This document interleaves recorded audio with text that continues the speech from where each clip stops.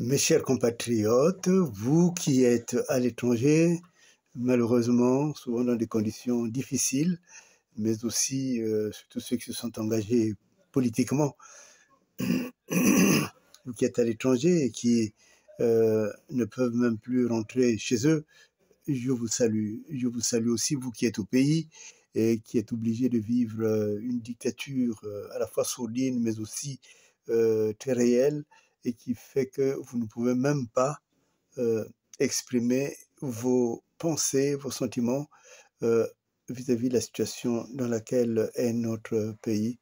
Je vous salue également. Et pour chacun de vous, pour moi-même, j'implore vraiment la grâce de Dieu et j'implore la grâce de Dieu sur notre pays.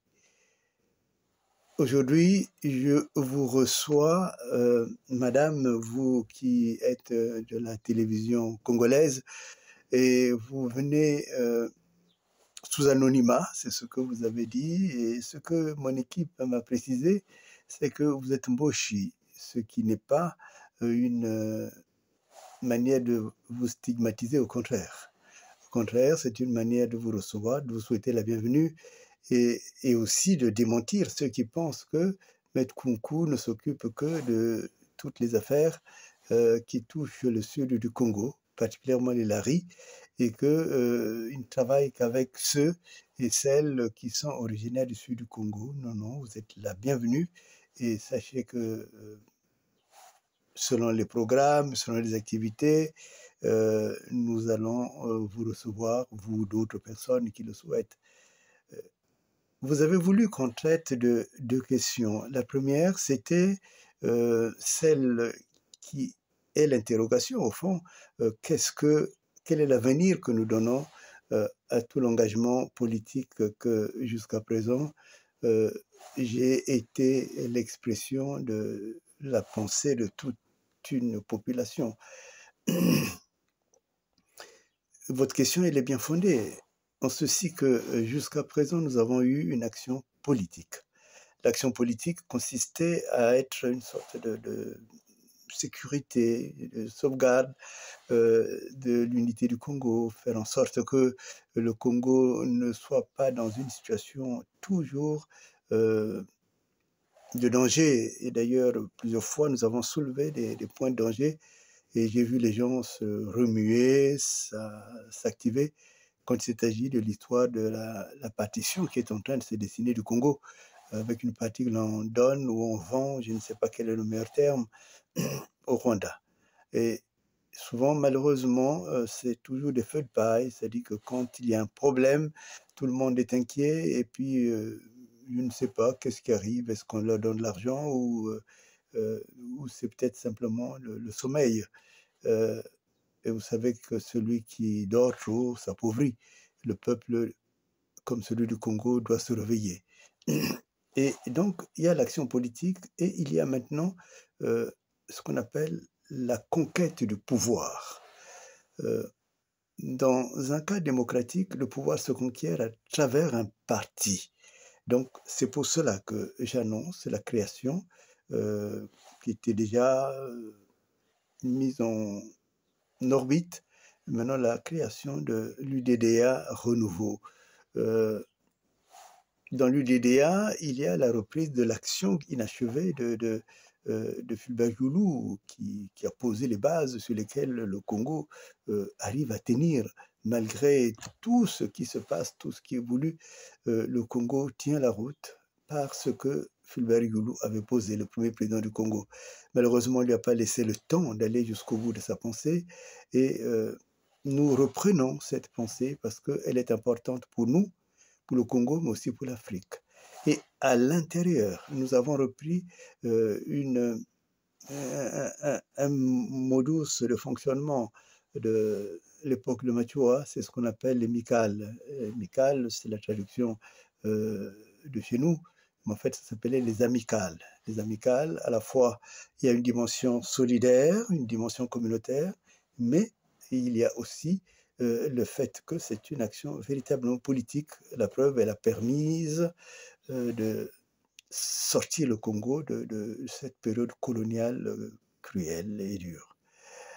Donc, l'UDA renouveau parce que nous voulons donner une impulsion nouvelle, les amicales qui sont ce que les autres partis appellent les sections, et nous sommes en train de travailler à l'installation de ces sections. Alors, cela signifie que l'action va se radicaliser, c'est-à-dire que ceux qui nous aiment, ceux qui veulent vraiment le changement du Congo, vont entrer dans l'amicale. Il faut adhérer maintenant dans l'amicale. Et l'amicale va avoir des projets, va avoir mais dans une visée très claire, c'est celle de la conquête du pouvoir.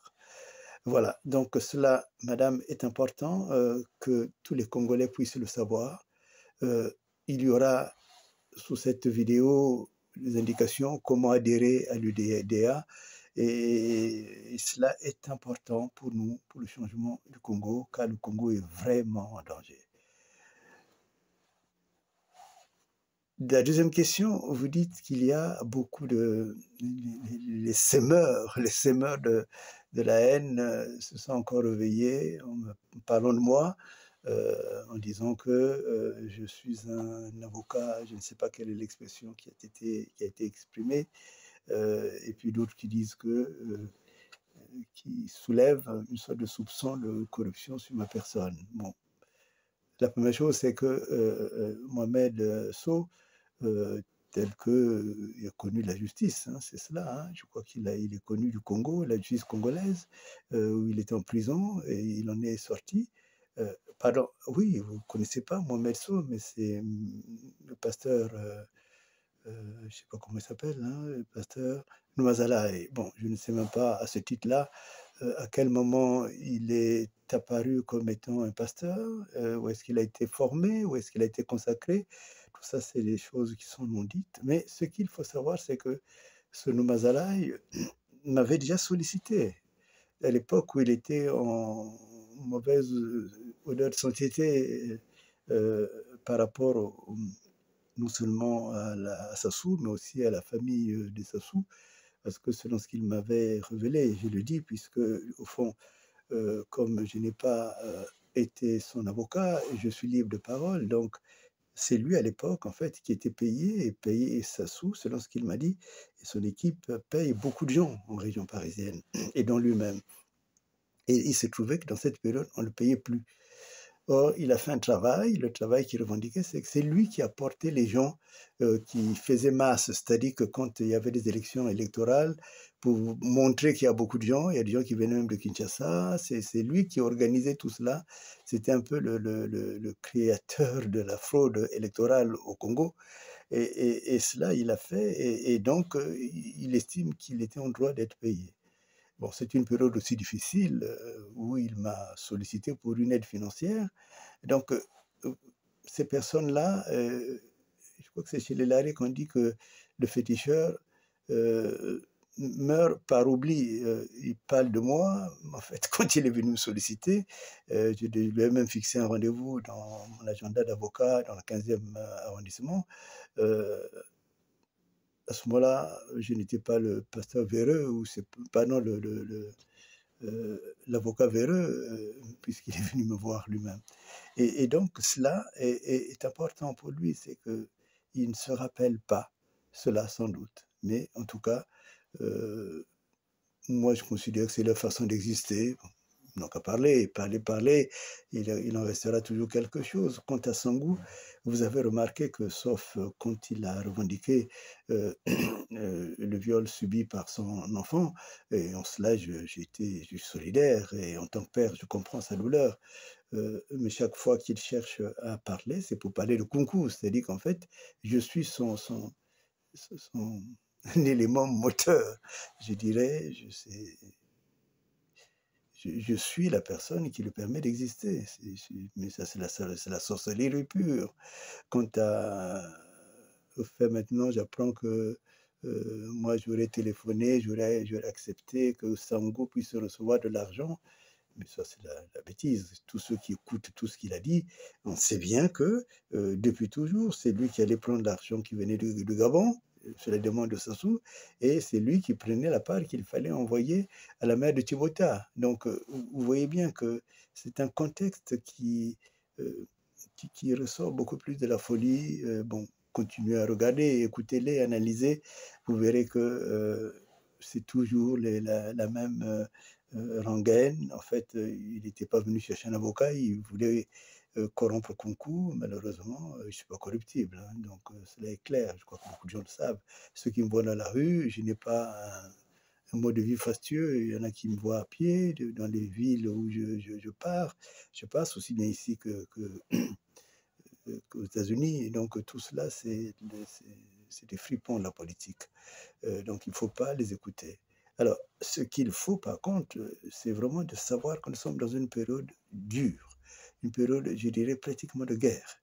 Et le système veut résister. Par exemple, quand j'ai parlé, parce que je me suis dit pourquoi tout d'un coup on parle de concours, alors que je ne parle pas, mais j'ai constaté qu'en fait, j'avais demandé à un pasteur de pouvoir s'expliquer sur l'argent qui aurait été volé au Congo. Et j'avais mis le lien, j'avais fait le lien en disant que, mais il y a un phénomène étonnant, c'est que Thibota se fait toujours voler de l'argent. Et après, on n'apprend plus rien. Et donc, je me suis dit, mais c'est la même mécanique. Mais quand je vais plus loin, je me suis rendu compte que la ville de